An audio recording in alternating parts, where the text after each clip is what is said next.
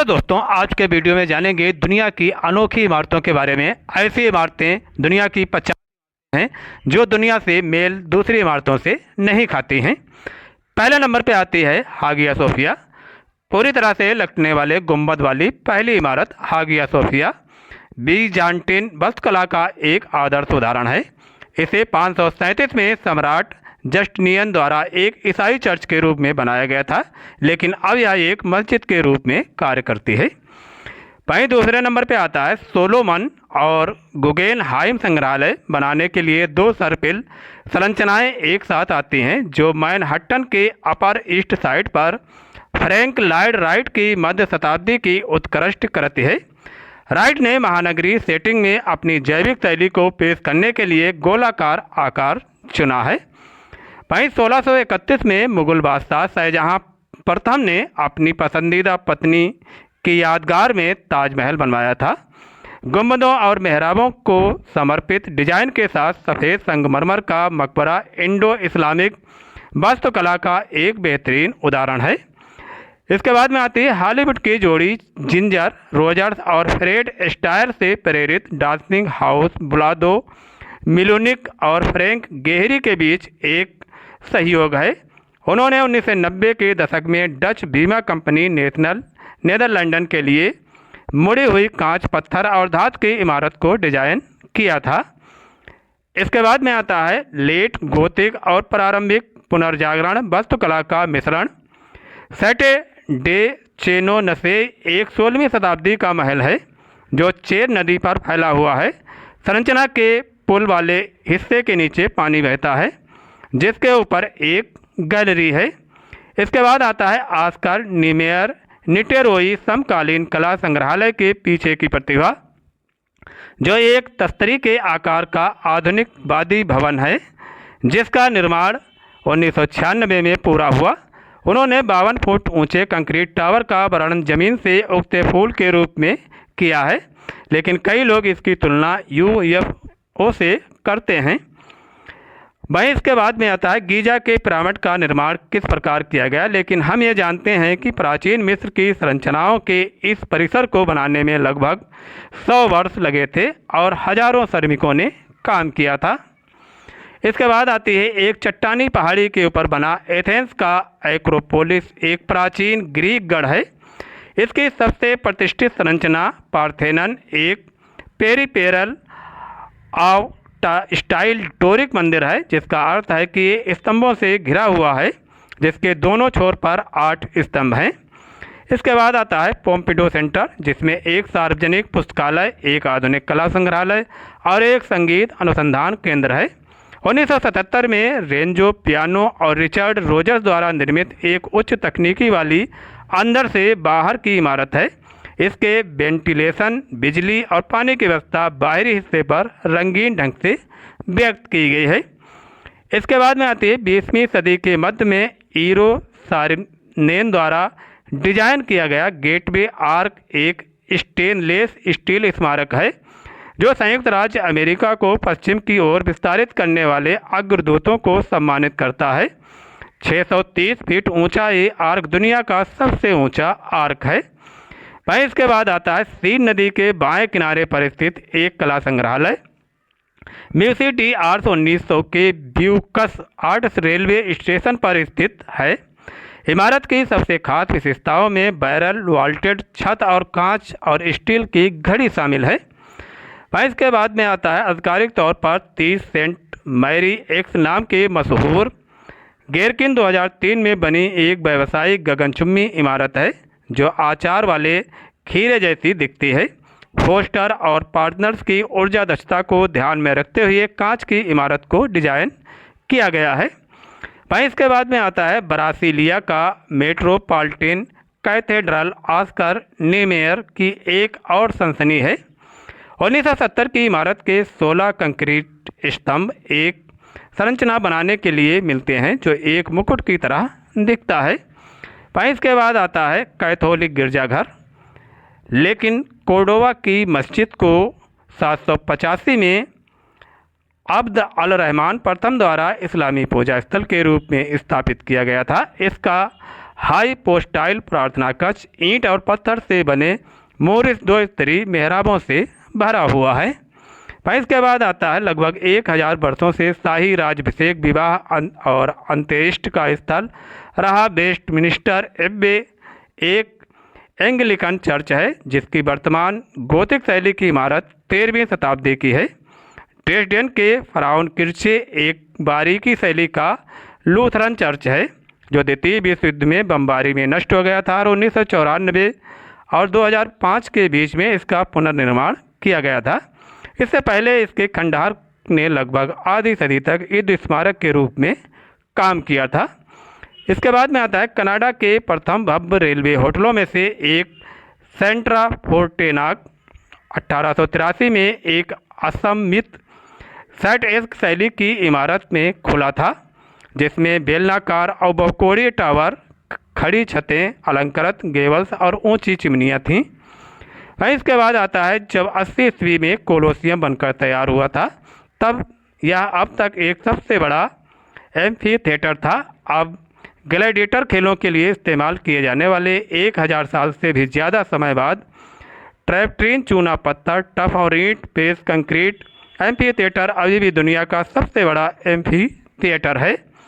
इसके बाद आता है 11 सितंबर 2001 को आतंकवादी हमले में ट्विन टावर्स को नष्ट हो जाने के बाद उसकी जगह वन वर्ल्ड सेंटर का निर्माण किया गया। फ्रीडम टावर के नाम से भी जाना जाने वाला ये गगनचुम्बी इमारत संयुक्त राज्य अमेरिका और पश्चिमी गोलार्ध की सबसे ऊंची इमारत है। इसके बाद में आता है लोटस टेम्पल। लोटस टेम्पल एक बहाई उपासना गृह है, जिसका आकार कमल के फूल जैसा है। 27 संगमरमर की ढकी पंखुड़ियों के साथ फरीबोरज साहिबा द्वारा डिजाइन किया गया ये मंदिर पवित्रता, सादगी और ताजगी का प्रतिनिधित्व करता है। इसके बाद 1550 के दशक में इवान द टेरिबल के कजान और अस्ट्राखान पर कब्जा करने की याद में सेंट बेसिल कैथेड्रल के निर्माण का आदेश दिया था। 9 प्याज के आकार के गुंबदों वाले इस ऑर्थोडॉक्स चर्च को एक सदी बाद रंगीन रंग रोगन से सजाया गया। इसके बाद में इस्लामी वास्तुकला का सबसे पुराना जीवित नमूना डोम ऑफ द रॉक मंदिर पर्वत पर स्थित एक तीर्थ स्थल है, जिसका निर्माण 692 ईस्वी में हुआ था। अष्टकोणीय संरचना मोजाइक से ढकी हुई है और इसके शीर्ष पर एक सुनहरा गुंबद है। इसके बाद में आता है कासा मिलिया एंटिनो गौडी का अंतिम निजी निवास 1910 में बनी कैटलन आधुनिक इमारत है, जो अपने लहराते पत्थर के अग्रभाग और विस्तृत गड़े हुए लोहे की बालकनियों के लिए जानी जाती है। इसे ला पेडेरा पत्थर की खदान के नाम से जाना जाता है। 1600 ईस्वी में पेंसिल्वेनिया एवेन्यू NW में स्थित व्हाइट हाउस संयुक्त राज्य अमेरिका के राष्ट्रपति का आधिकारिक निवास और कार्यस्थल है। जेम्स होवन ने इस नवशास्त्रीय इमारत को डिजाइन किया है, जिसका बाहरी हिस्सा सफ़ेद रंग के बलुआ पत्थर से बना हुआ है। इसके बाद में आता है फॉरबिडन सिटी। 1420 में बना एक शाही महल है, जिसमें चीन के राजनीतिक केंद्र के रूप में 500 वर्षों के दौरान 24 मिंग और किंग राजवंश के सम्राटों ने निवास किया। यह परिसर बीजिंग के बाकी हिस्सों की तरह उत्तर दक्षिण दिशा में स्थित है। इसके बाद में आता है नाटकीय गाथिक और घुमावदार आर्ट नोव्यू वास्तुकला का मिश्रण साग्रदा फैमिलिया एंटोनी गौडी द्वारा बनाया गया एक अधूरा कैथोलिक चर्च है, जिसे इसके तहखाने में दफनाया गया है। निर्माण कार्य शुरू होने के 144 साल बाद यानी 2026 में पूरा होने का अनुमान है।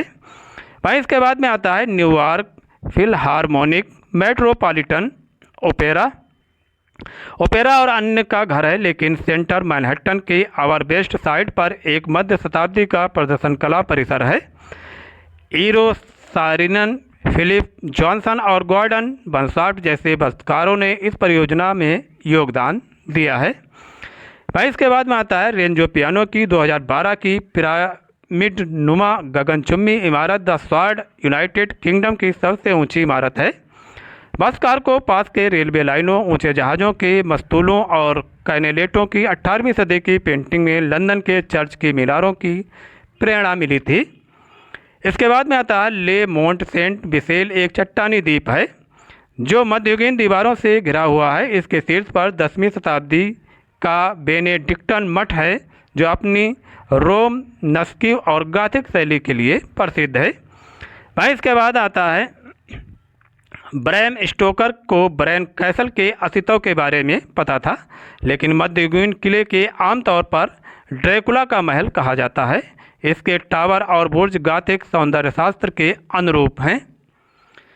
वहीं इसके बाद में आता है मूल रूप से 1150 में भगवान विष्णु के सम्मान में हिंदू मंदिर के रूप में निर्मित अंगकोर वाट सदी के अंत में बौद्ध मंदिर बन गया। इसकी बलुआ पत्थर की दीवारें जटिल आधार उभरी हुई आकृतियों की देवताओं से सजी हुई हैं। भाई इसके बाद आता है सुल्तान अहमद मस्जिद, ओटोमन वास्तुकला का प्रतीक है, जिसमें एक केंद्रीय गुंबद है जो 4 अर्ध गुंबदों, 6 मीनारों और एक बड़े प्रांगण में घिरा हुआ है। इसे इसका उपनाम नीली मस्जिद इसकी आंतरिक दीवारों पर लगी नीली इजनिक टाइलों से मिला है। वहीं इसके बाद में आता है हिंदू देवता सूर्य को समर्पित कोणार्क सूर्य मंदिर, कलिंग वास्तुकला का 13वीं शताब्दी का अवशेष है, जो क्लोराइट, लेटेराइट और खोंडालाइट पत्थर से तराश कर बनाया गया 100 फुट ऊंचे रथ जैसा दिखता है। वहीं इसके बाद मैनहट्टन क्षितिज की एक विशिष्ट विशेषता क्रिसलर बिल्डिंग एक 1930 की आर्ट डेको गगनचुंबी इमारत है, जिसके ऊपर निरोस्टा स्टेनलेस स्टील से बना एक चमकदार सूर्य पैटर्न वाला मुकुट है। इसके बाद पेरिस के कुछ सर्वोत्तम दृश्य सैक्रे कोर के सफ़ेद गुंबद से देखे जा सकते हैं, जो कि सदी के अंत में बना कैथोलिक चर्च है, जो शहर के सबसे ऊंचे स्थान मोंट मांट्रे की पहाड़ी पर स्थित है। 1649 से 1959 तक पोटाला पैलेस दलाई लामा के शीतकालीन निवास के रूप में कार्य करता था। लाल और सफ़ेद रंग के लगभग वाला दजोंग किला तिब्बती बौद्ध धर्म का प्रतीक माना जाता है। वहीं इसके बाद मोनालिसा और वीनस डी मिलो को देखने के लिए पर्यटक लूवर संग्रहालय में आते हैं, लेकिन जिस महल में वे रखे गए वो असली कृति है। इसमें पुनर्जागरण, बारोक और नवशास्त्रीय शैलियों का मिश्रण है, जो 1989 के आधुनिक ग्लास पिरामिड के साथ संयुक्त रूप से बना हुआ है। इसके बाद में आता है प्राकृतिक दुनिया ने सिडनी हार्बर पर 20वीं सदी के मध्य में आधुनिक अभिव्यक्तिवादी प्रदर्शन कला केंद्र सिडनी ओपेरा हाउस के चोर्न उत्तेजन के डिजाइन को प्रेरित किया है। इसके ओवरलैपिंग कंक्रीट शैली का एक विशिष्ट सिलहूट बनाते हैं। भाई इसके बाद फ्रैंक गेहरी 1997 के गुगेन हाउस संग्रहालय बिलबाओ के पीछे की रचनात्मक शक्ति थे, जो नर्बियोन नदी पर एक विखंडनवादी संरचना है, जिसका घुमावदार रूप टाइटेनियम अग्रभाग प्रकाश को पकड़ने के लिए डिजाइन किया गया है। भाई इसके बाद पास की खदानों से प्राप्त बलुआ पत्थर, हल्के गेरुए कंक्रीट और लाल स्टील का उपयोग करके फ्रैंक लॉयड राइट ने 1937 में एक 3 मंजिला आवास का निर्माण किया, जो एक झरने के ऊपर बना है। इसका नाम उपयुक्त रूप से फॉलिंग वाटर रखा गया है। इसके बाद एक प्राचीन रोमन मंदिर, जिसे कैथोलिक चर्च में बदल दिया गया। पैंथियन में एक गोलाकार गुंबददार कक्ष और एक आलीशान पोर्टिको है। विशेषज्ञों को ठीक से नहीं पता कि इसके निर्माण कब हुआ था, लेकिन उनका अनुमान है कि इसका निर्माण 125 ईस्वी के आसपास पूरा हुआ था। इसके बाद में आता है 1962 के विश्व मेले के लिए बनाया गया स्पेस नीडल, एक अवलोकन टावर है, जिसका शीर्ष एक उड़न तस्तरी जैसा दिखता है। इसका घंटाघर आकार कलाकार डेविड लेमन द्वारा बनाई गई एक अमूर्त मूर्ति द फेमिनन बन की याद दिलाता है। ली कोविसियो 1920 के दशक के अंत में अपने चचेरे भाई सहयोगी पीरे जेनेरेट के साथ बिला सबोय के डिजाइन करने के लिए अपनी खुद की पास वास्तुकला बिंदुओं का इस्तेमाल किया गया। प्रबलित कंक्रीट से बना ये देसी घर अंतर्राष्ट्रीय आधुनिकवादी शैली का एक नमूना है। भाई इसके बाद 1800 के दशक के मध्य में चार्ल्स बैरी और ऑगस्टस पुगिन ने संसद भवन को गॉथिक रिवाइवल शैली पर फिर से बनाया जब आग लगने से पिछला महल नष्ट हो गया था। साथ में बने एलिजाबेथ टावर, जिसे बिग बेन नाम से भी जाना जाता है, एक विस्तृत आकर्षण है। 2722 फीट या आधे मील से थोड़ा अधिक ऊंचाई पर स्थित बुर्ज खलीफा 2009 से दुनिया की सबसे ऊंची इमारत है। इसके प्रभावशाली डिजाइन में बाई आकार का फर्श शामिल है, जिसके पंख ऊपर की ओर सर्पिलाकार हैं। इसके बाद में मध्ययुगीन पीसा की झुकी हुई मीनार के नीचे नरम अस्थिर जमीन के कारण इसकी नींव टेढ़ी हो गई, जिसके परिणाम स्वरूप यह अब एक प्रतिष्ठित झुकाव बन गई। 1990 के दशक में यह कोण 4 डिग्री तक कम हो गया था। इसके बाद में आता है फ्लैटियरन बिल्डिंग का नाम, जिसके त्रिकोणीय कपड़े लोहे जैसे आकार के कारण पड़ा। ये 1902 की एक संरचना है जिसमें ब्यूकस आर्ट और पुनर्जागरण शैलियों का मिश्रण है, जबकि यह 2019 तक एक कार्यालय भवन के रूप में संचालित था। इसे कथित तौर पर लग्जरी अपार्टमेंट में परिवर्तित किया जा रहा है। वहीं इसके बाद में आता है माइकल एंजेलो बोटिसेली और अन्य पुनर्जागरण चित्रकारों द्वारा बनाए गए भित्ति चित्र सिस्टीन चैपल। सिस्टीन चैपल की दीवारों और छत को सुशोभित करते हैं, जिसका निर्माण 1473 और 1481 के बीच हुआ था। इसके नाम स्रोत पोप सिक्स चतुर्थ के शासनकाल के दौरान किया गया था। इसके बाद 1000 फीट की ऊंचाई तक पहुंचने वाली पहली संरचना एफिल टावर एक लोहे का खंभा है, जिसमें 4 जालीदार गार्डर हैं जो शीर्ष पर एक साथ आते हैं।